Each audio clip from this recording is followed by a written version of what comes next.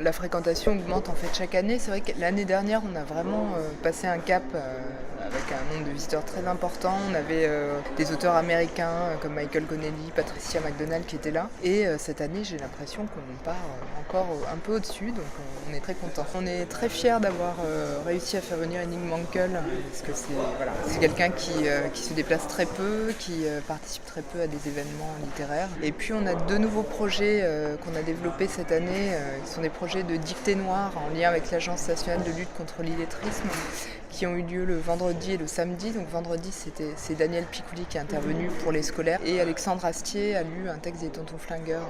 C'était absolument fabuleux. Dès le mois d'avril, on reprend toutes les recherches, parce qu'il faut trouver surtout des financements. Donc on attaque les recherches de subventions et de partenariats. Et puis pour certains auteurs qu'on invite, ça prend également à peu près un an pour les faire venir. Alors, je pense qu'ils sont très contents déjà d'avoir beaucoup de public. Et puis je pense qu'il y a une ambiance, enfin c'est ce que nous disent les auteurs, qu'il y a une ambiance particulière autour de ce festival à Lyon qui se crée. Il y a énormément d'éditeurs, de journalistes, d'auteurs qui aiment se retrouver à ce moment-là. Donc c'est devenu un temps fort un peu de l'année pour les auteurs et les éditeurs. Alors l'année prochaine, on fête nos 10 ans.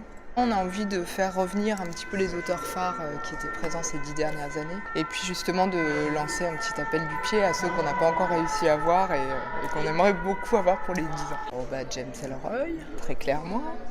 On aimerait beaucoup recevoir Fred Vargas aussi, parce que c'est vrai que les lecteurs chaque année nous en parlent, qu'ils aimeraient beaucoup la rencontrer à l'occasion du festival.